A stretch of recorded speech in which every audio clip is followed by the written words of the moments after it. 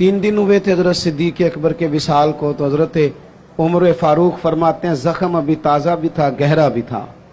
मैं असर की नमाज पढ़ा के ना तो बाहर मस्जिद शरीफ में बैठा था, 2-3 छोटी छोटी बच्चियां सादे से कपड़े, सादा सा लिबास मस्जिद में आई और तोतला लबो लहजा, चाचा आप खलीफा बने? कहा हाँ बेटा मेरी ड्यूटी लगी है। तो कहा आप हमारे साथ चलेंगे? पुत्र कहाँ जाना है? तो बच्चियां कहने लगी हम यतीम बहनें हैं, हमारा भाई कोई नहीं, 5-6 बहनें हैं, वालिद इंतकाल कर गए, हमारे घर में बकरियां हैं। अबू बकर सिद्दीक रोज असर के बाद हमारे घर आते थे, बकरियों का दूध धो के हमें दे जाते थे, कुछ हम बेच लेती थी, कुछ पी लेती थी। चचा 3 दिन हो गए, अम्मा भी रोती है, बहनें भी रोती हैं, कोई नहीं घर में काम करने वाला। मैं उस आदमी की बात सुना रहा हूं जो लाखों मुरब्बा मील के हुक्मरान थे। मैं काउंसलर की बात नहीं कर रहा, उस एमपीए की बात नहीं कर रहा जो आपको सब्ज बाग दिखा के गया तो पलट के आया नहीं। फरमाते हैं कि चलेंगे आप? तो हजरत सैयदना उमर फारूक रदी अल्लाह तआला अन्हु कहते हैं मैं इतना रोया कि मेरी दाढ़ी आंसुओं से भर गई। मैं उठा, चलो पुत्र चलता हूं। आगे आगे वो बच्चियां और पीछे पीछे मैं। रस्ते में एक सहाबी मिले, ए अमीरुल मोमिनीन रोते हुए कहां तशरीफ ले जा रहे हैं? फिर रो पड़े, कहने लगे यार ये अबू बकर सिद्दीक तो मेरे लिए रास्ता ही बड़ा मुश्किल कर गया, किस तरह चलूंगा इनकी राहों पर, कैसे ये मैं काम आगे। जिगर राहे वफा में मैं नक्श ऐसे छोड़ आया हूं कि जिस मंजिल से गुजरा हूं वो अब तक याद करती है। ओ यारो हैं ना कुछ अभी भी लोग, कुछ लोग अभी भी हैं जो शाम को इंतजार करते हैं, शाम को अल्लाह खुश रखे। सुने जी, शाम को इंतजार करते हैं कि अगर कहीं से दवा के पैसे आ जाएं तो अम्मा को दवा ले दूं।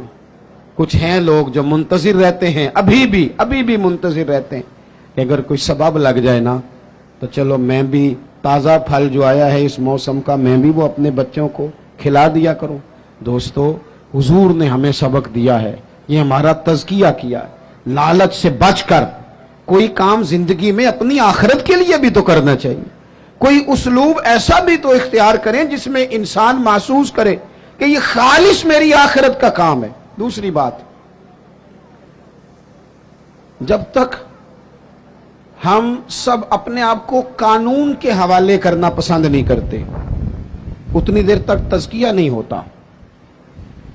एक तबका ऐसा आ गया है कि जो समझता है कि ये कानून किसी और के लिए है, मेरे लिए नहीं। जब तक इंसान अपने आप को पेश नहीं कर, तवज्जो है मेरी बात पर आपकी? मेरी बात पर तवज्जो है आपकी?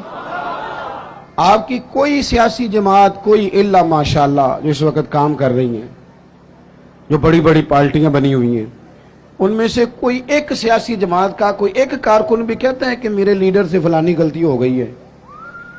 बोल के बताएं, क्यों? ये फरिश्ते हैं, ये अपने आप को कानून के हवाले क्यों नहीं करते? वो कोई भी हो, किसी जमात का भी हो। जब ये 3-4 साल पहले हुकूमत आई थी तो एक साहब मेरे पास बड़े दौड़े दौड़े आए, कहने लगे तब्दीली आ गई है मुल्क में।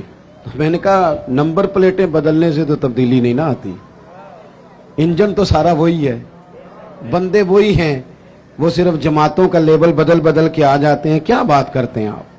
इस तरह भी कभी होता है? नहीं जी अब आ जाएगी। तो मैंने कहा ये नहीं आएगी इसलिए कि वुजू करने के लिए निरा पानी होना शर्त नहीं, पाक पानी होना शर्त है। वुजू साफ पानी से होता है, इस तरह के पानियों से नहीं होता। बहरहाल आमदाम बरसरे, मतलब मैं जो बात आपके सामने अर्ज करना चाहता हूं उस पर आप गौर फरमाएंगे कि कानून से बालातर अपने आप को न समझा जाए। हमसे अगर कभी कोई कमजोरी हो जाती है, किसी मकाम पर हम कोई गलती कर बैठते हैं, उसका एतराफ कर लेना, उसको मान जाना, उसको तस्लीम करना सीखें।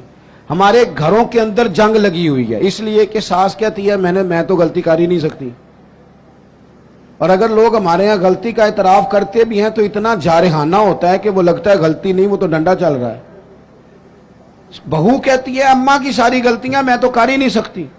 अपने आप को तस्लीम के कटहरे में लाएं, मानना सीखें, اگر کسی جگہ آپ محسوس کرتے ہیں نا کہ یہاں میں بھی بھول گیا تھا تو مان لیں. بڑے بڑے لوگ مان جایا کرتے تھے, بڑے بڑے لوگ تھے جو رجوع کر لیتے تھے. تسلیم کرنے کا, مان لینے کا مزاج بنائیں. آپ کی جرت ہے آپ کسی بڑے آدمی کو, طاقتور کو کہہ سکیں کہ تو مان جا, تیرے اندر یہ کمزوری ہے. کوئی مانتا ہے؟ ہم مانتے ہیں. ہاں نہ تو کرو نا. غلطیاں کرتے ہیں کہ نہیں؟ مانتے ہیں پھر